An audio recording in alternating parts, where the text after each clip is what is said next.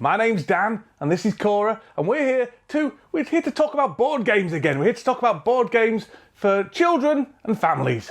Again. And this week, we're going to be talking about this game. What is it, Cora? Prisma Arena. Prisma Arena. And this is a game by Rory O'Connor and John Fiore, maybe. What do you think, Fiore? And it's for 2 to 4 players. It takes about between 30 and 60 minutes. About 30 in our experience. And it's for ages 10 and up. Now, children a little bit younger can play this, but you might have to... Complicated. Yeah, you might have to adapt it a little bit, which is something we'll come on to. So, let's see how the game plays. Prisma Arena is a kind of an arena combat game where you are battling each other to be the supreme winner, I suppose. Yeah, just a winner. Yeah, unusual for a game. And the figures are all these standees, which are really nice. You've got your main person, your main guardian that you play. But then you've also got these Mocons, which are kind of companions, Pokemon-y type things. Emotions. Yes, but they represent emotions. That's right. So you've got different kind of emotions like the hurt, which is this one, and then the affectionate. There's happy, confident, and some other ones. Happy, confident, and some other ones. There's no the incredibly brainy, which would be my one. Do you think? It's not an emotion. well, I think it's... Personality. All right, whatever. Whatevs. So all sorts of different emotions, and some quite negative emotions as well as positive ones. And one of the messages this game has is that you need, very much like Inside Out. I said this was like Inside Out. You did say this was like Inside Out. In that your negative emotions are just as important to your general well-being as your positive ones. Because they have the exact same stats. That's it. So we know that all emotions are equal because they have the same stats. So there's a deep psychological insight for you. One very exciting thing about these standees that you get is they are customizable. You get a whole raft of different sticker sheets and things like that. That's for the robot one. This is the one I've got. So this person can have long hair, can have this kind of hijab type thing, kind of like a fox thing there. All different kind of expressions, glasses. And over here, this is for when you level up. So the suit gets different for when you level up. And all these stickers are reusable, which is awesome, isn't it? And you can put once you've used them and you can't really fit them inside there, you can put them in your locker. That's right, yeah, which is pretty amazing.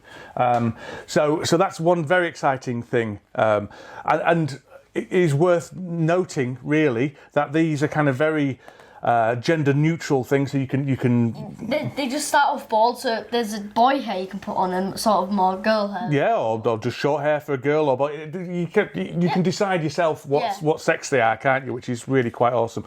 And they're also quite racially diverse as well, which is another positive thing. So kudos to Hub Games there for that kind of stuff. So how do you actually play? Well, it's a game where you are fighting each other, as I say, in an arena battle.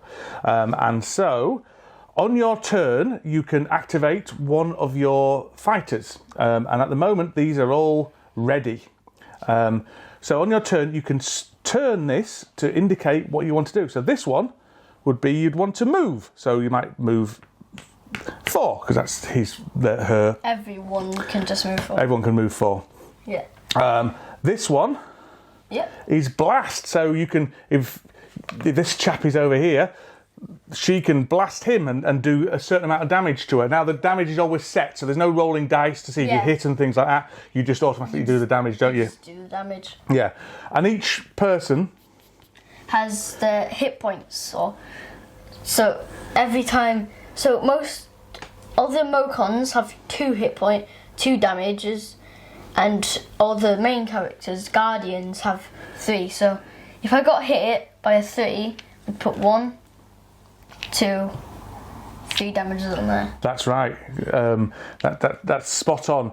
And if you ended up getting 6 damage, then you would be bounced, which means you go over to the start again. And however much damage the other person dealt to you is the amount of points they get for bouncing you out. So in this case, Cora would get 6 points. 6 points. And the game ends, which you probably should have mentioned before, Yeah. when you get to 20 points. And when at the end of the round, someone's at 20 points. But if they're both at 20 points, then at the end of the next round, who's the highest? Yes, that's right. Yeah.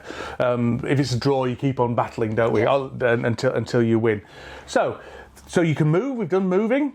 And once per move, you can go diagonal. Yeah, it's true. Yeah, the move. There are some movement rules, so you can't just go diagonal 4. You can only go diagonal once. So it'd be 1, 2, and then a diagonal. Then that would be 3, and then 4 to there. Yeah. There's blasting. You can blast within 4, and then there's hitting, which is when you're next to somebody, you can strike them. Pow! And then you just do the same amount of damage. Now, so far, so easy, isn't it? That'd be very simple. Here's where it gets complicated. Here's when it gets a little bit complicated. You have these things called combo cards. Now, this is where it gets quite exciting as well. If you notice, underneath these, I don't know what you call them, consoles. So underneath the strike, there is a circle. And then there's X's and circles. X's and circles. There's a circle underneath the blast and an X underneath the move. And that allows you to play these combo cards. So, if I have played something with an X, if I moved and it had an X in it, then I could play that card. Yes, which would be a dual blast. So it kind of links in and follows on. So you could move and then blast. So this one is blast.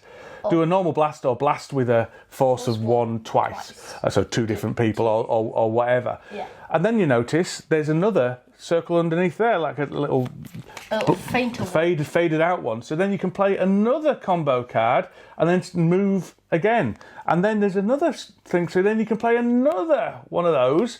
And so you can combo off yourself and do all these cool moves and things like that. Now, you get a limited amount of cards in your hand, don't you? And you only have 4 cards. 4 cards in your hand, and you only pick up 2 new cards a turn, and then you have to discard back down to 4. So you're not going to be able to just completely run away with things. Like, But it adds a great deal of strategy and interest to the game, and I really, really like this combo system. Yeah. And there's also, if you want to just do a circle or just do an X without any of these actions, there's 2 sides for each of them. That's right. So you could just, if you wanted to do this card in particular and you didn't want to do anything before it, then you could just move it to there. That's just a faded circle, and then play the faded circle like that. That's how the combo cards work. Now, that's as far as me and you have gone, isn't it? Really? Because Cora has found that to be quite challenging, and this is a game for. It's already complicated. This is a game for 10 and ups, and Cora's done really, really well to deal with the stuff that's in there. Yeah. But this game can grow. I mean, I think it's completely suited to Cora's ability as well. And we've had a great number of... Yeah. We've had a lot of games, and we've had a great time playing it. But if you want to go to the next level... There's special abilities. There's special abilities on all these dudes. When we did play with them, I decided just not to use them anyway. You couldn't remember what to do, could you? So I don't get it. Yeah, you couldn't. She couldn't keep all the different options in your head, could you? And so I could read them over it. Oh, I just. Yeah, I know you can read them, but you just couldn't. You couldn't keep it in your head. Yeah. And so we decided that we wouldn't do the special abilities, and so we left those. There's also levelling up, where you get even more special abilities from these decks. Oh, dear. Yeah, and that's when these different kind of costumes come in and things like that. Although we can just use them anyway, just to look cool. And if you do that, then you get to keep the special abilities in this little bag. So it's like a legacy type thing. You move the move your characters from game to game. And there's rules on how to play with characters of different strengths and things like that as well. So, Cora, what do you think of Prisma Arena?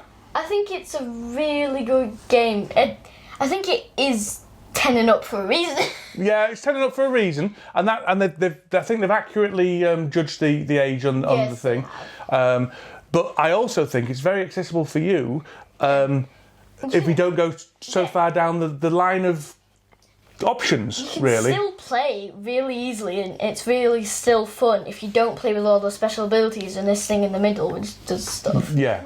And to be fair to the game, the rulebook actually splits it up like that as well. So there's basic training, which is basically the level we're playing at, and then more advanced training, and then you get the Prisma powers and things like that, which we're not bothering with at this moment. But it's nice to know that this is a game that will grow with us, and that when Cora's ready for more options, I can. You can do it. Yeah, because some of these options look really cool, and I'm actually looking forward to when this lockdown finishes. Yeah, so we can start a family board game club. Well, yeah, we can start the family board game club again. But also, I think this will be a game that a lot of my my normal gaming group will enjoy. I think there's enough. Because if you do add in all these stuff, it is suitable for adults. I think it's suitable for adults as it is, but I think it gets even more tactical and even more strategic with all this stuff. And there's some clever combos to do and things like that, which are going to be a lot of fun to smash my friends with. What else do you think about the game? I mean, it's got nice artwork on that bit. Okay. The little board, it's really nice, and then I assume they just did the pattern and then put the white on top, but it still looks really cool. So these little Mocons, like little cartoony. So. Yeah, they're a bit Pokemon-y, aren't they? With the art, it's very gender neutral. Yeah, I think it's not boy-y and it's not girly either. You couldn't guess any of these genders. You couldn't guess any of the genders. You couldn't guess any of the characters' genders. It's up to you, and as I said as well, the thing with the emotions being equally valid for hurt emotions and jealous emotions and things like that are equally as valid as the happy and the cheerful, and they're not dismissed and things like that. Because all well, because all the stats are the same, as we said before, and the clear effort to be racially diverse as well. Yeah. I think Hub deserves some kudos for that, because it's not in your face, but it is obvious they have thought about it very clearly, and you know, I think that's a very positive thing personally.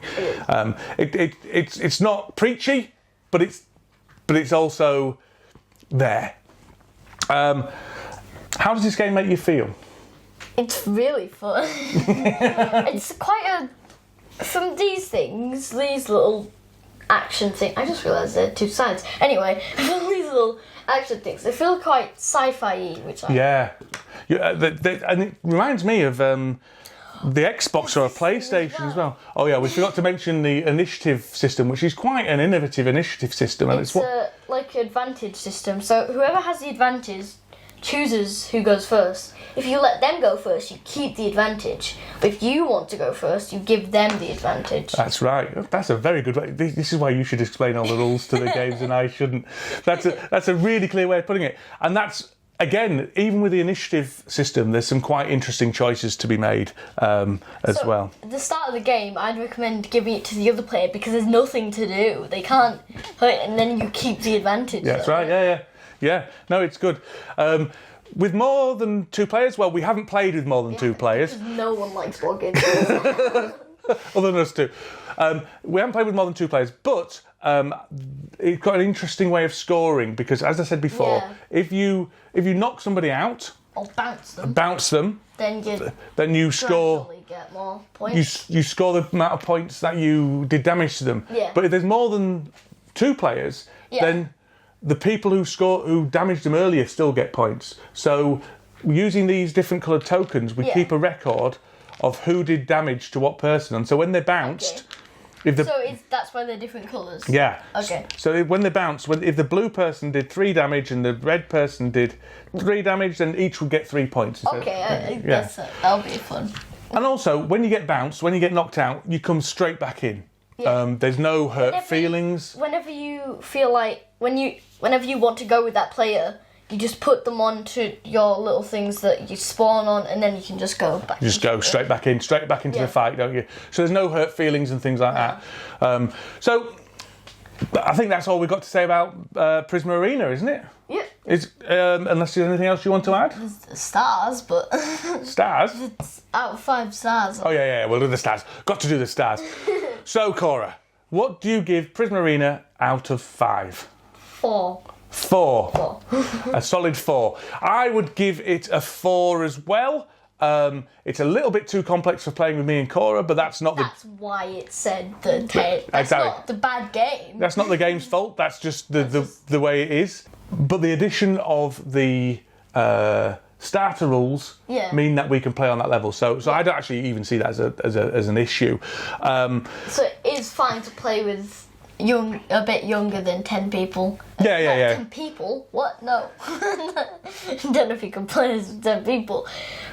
It's okay to play with younger than 10 age children. Yes, it is. I wouldn't go much younger than Cora though. I think this is a little bit. Yeah. The other thing I really like about it, and we have talked about it, but not enough how amazingly cool this is this customization thing for the standees. It makes standees cooler than minis, in my opinion. Face as well. You can choose what expression they got. They got like a really shocked robot face. There's a grumpy robot face. There's a happy one. There's about the same for these ones as well. Yeah. It's pretty awesome. Yeah, it is. It's pretty awesome.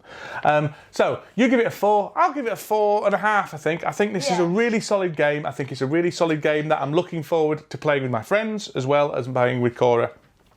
I'm looking forward to this game being within our playlist for a long period of time. I'm sure I'll be playing this game with her when she's 15. It's not really getting old, is it? No, it's not going to get old, and I think I'll be playing it with you when you're 15, just like I'm playing it with you when you're 8, and that's good longevity. So that's all we've got. 4.5. Thank you very much for watching. And then you said listening then. Listening. Thank you very much for listening and watching. Goodbye.